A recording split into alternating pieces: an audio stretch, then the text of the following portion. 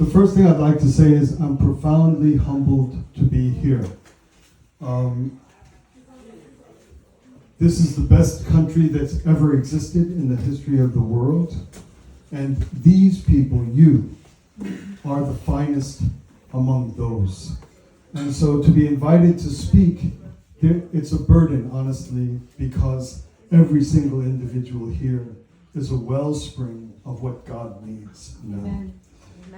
The second thing I'd like to say, oh, by the way, I don't know if you know, but I'm from New York City. I'm sorry. We'll forgive you. And We like all people. This is the first time I've ever been here in the home of the clouds. First time I've ever seen the fruits of this wood. The clouds have been to my events several times, but to see it firsthand is a genuine thrill. So it makes me humbled. The next thing I'd like to say before I begin my remarks is that what has become of my life lately is that when I'm invited to speak, I sit down to write some notes to myself so I can stay on topic. And what happens, instead of me writing notes to myself, I end up writing my speech. And so with your apologies, I will read my speech. And here it is. And if you need help, let me know and I'll help you. Okay, thanks. The name of it is Big Problems, Thoughts for the Patriot Bonfire. The puppet masters behind J.R. Biden cause honest Americans lots of problems, but I want to concentrate on just 3. The open border, election fraud, and the exploitation of children. Yes. I'll explain why I picked these 3 in a moment. All 3 of these are savagely defended by a deranged political left. When I say political left, I include DEI, ESG, corporate America, corporate legacy media, social media. Thanks, Deb. You got it. State and union-run schools, university corporations, and more. This seamless amalgam makes up the blanket political left, a power-addicted colossus. Additionally, this dark force is linked to international actors with the singular purpose to destroy the United States of America. This rapacious alliance is always active. There is no day, no moment that it is still. It functions with lethal intent and at all times tearing at every corner of American goodness, always. Its weapons are concealment, deceit, and intimidation. It works with the support of America's enemies through falsehood, misrepresentation, and exploitation. It trades in fear and emotional blackmail. Its deep philosophies are deliberately cloudy, obscure, ambiguous, and elusive. When they are exposed, one sees basic demonic foundations. It cloaks itself in the pretense of care, but when the light of truth exposes its real purpose, to enslave and to control, venom and blind rage erupt instantly and degenerate into orgies of violence and destruction of human lives and property. This is the simple truth of the labyrinth of the intersectional left. This is not exaggeration, it's not alarmism, it's not cheering on the troops. This is a simple, accurate description of the progressive left. This dark spirit that has undermined and infiltrated wholesome and hopeful American life everywhere is masterful in circular tactics of projection and deceit, now well described as gaslighting. When even the smallest voice dissents or threatens to expose the real design, it is met instantly with overpowering force. Every hint of opposition is painted as racism, and varieties of hate dressed in 1,000 invented phobias. Refusing to play this game, for me, is the first place to make a stand. It is the beginning of the victory of godly patriots. Here's why. The powers that oppose America are based first on lies. All truth causes it to shrink and be gone. And this is the first truth we know with certainty.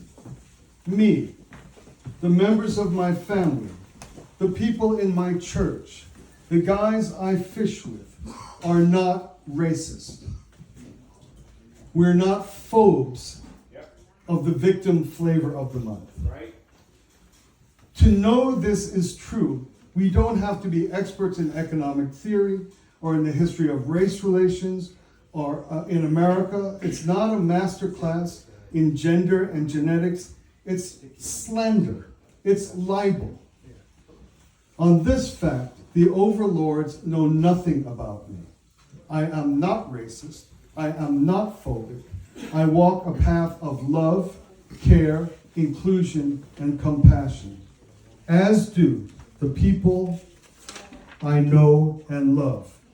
Adding the word systemic is a vacuous sleight of hand invented in thin air, which, by the way, does nothing to help the plight of a solitary human being. The perpetuation of this fiction is the poison of powerlessness, resentment, and vengeance. The agenda of the woke left is built on falsehood and is carried out in secret. Because of this, every true word spoken dispels it and weakens it. Are there any racists here tonight? I truly doubt there are. It's too odd a notion to be entertained by thinking people. Any person with two thoughts in a row can't possibly be technically a racist. Are there any here who don't care about human difficulty or human suffering? Are there any here who think homosexuals deserve to suffer? Are there any here who believe that illegal immigrants deserve to suffer? Again, I can't imagine there is a solitary soul in this house that thinks like that, or is that. American patriots are not characterized by hate. We are not insensitive to the struggles and difficulties of our brothers and sisters. Even if we wanted not to care, we couldn't. Our dads and our moms raised us better than that. Our scriptures and our neighbors block us from being unkind. We're stuck in that. This is a truth we know firsthand. This is a truth we know firsthand. In New York style speaking is, hey, you don't talk about my friends like that. This is how we stand. It's not complicated. It's not philosophical. I know what I know. The brand racist is simply not the case. The brand not caring is simply not the case. We stand for one another, we stand for our friends, and we speak what we know. We can know more, like the gentleman that spoke on intelligence. Lots of people know lots of things. But the first thing we know for sure is whether or not this accusation, this libelous slander, works. And because we speak with perfect conviction, it's a truth that undermines the very beginning of the agenda of the left. From now, we should refuse to let anyone ever frame the discussion as though the battle in America is about caring or not caring. It is simply not true. And again, as we say in New York, don't give me that. Don't give me that. That's how we say it. In conversation about, the conversation about not caring, the conversation is not about caring or not caring. It is about wrong and evil ideas that cause barbarity, suffering, and a demonic assault on innocence and hopefulness. 85,000 immigrant children are lost and trafficked throughout the United States by the United States government and partner sick NGOs, which are just another network of lies and concealment. Thousands of poor, sweet young girls are raped and tortured in immigration caravans that are controlled by cartels with wealth and armies as big as nations. Our hearts bleed for these people. Our whole lives exist to save these people. The question is, what happened? How did we get here? Why do people with huge moral and civic responsibilities defend these big three evils? Open borders, fraudulent elections, and the exploitation of children. Why do elected officials defend this? Why do university professors defend this? Why does NPR defend this? Why is the UN silent? We all grew up in a time when there were a lot of things Americans agreed on, regardless of if we were conservative or liberal. If you're even 30 years old, part of your life was during a time when there were many things conservatives and liberals agreed about.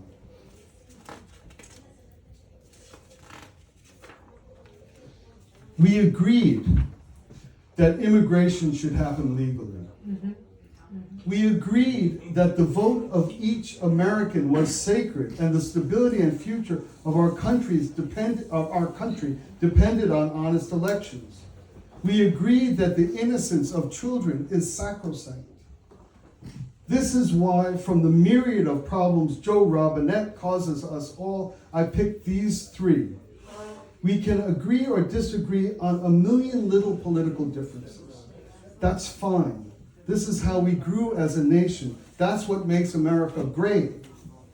But if we cannot agree that people should abide by the law, if we cannot agree that elections should be fair, if we cannot agree that the sexual exploitation of children is wrong, then we have come to the end of time. This is one of the reasons why the political right has some fissures in it. Some pre-2016 conservatives seem not to have noticed a significant shift in what radicals achieved on American soil. Conservatism before 2016 unfolded during a 200-year period in which even progressives agreed that honest elections, abiding by the law, and protecting children are good. Once people with power over our lives reject honest elections, abiding by the law, and protection of innocent children, conservative political life must change radically. The first step in this change is the First Amendment brigade. More religion, more speech, more free press, assemble more, exactly like what the God. Every voice for God is light. Every word of truth is light. Every column inch against our nation's enemy is light. And every time we gather, there's heat. Light dispels darkness. The demons retreat and the enslaved become free. This is our fight. The dream of God, the work of love, the clarity of truth, and the joy of our solidarity. May the beauty of God's gifts of the First Amendment prevail, even though there are a few other amendments around just in case. The settlement project is built for this end of time. We have to know exactly how we got here and how to close that dungeon door and start to rebuild. Some of our, Carl and others may have passed around the literature of the settlement project. Please, if you would, become familiar with it. We are here to serve righteousness, the champions of God in every religion and culture, who love our country and a greater future for every person. The best is yet to come. Right on. Thank you. Thank you.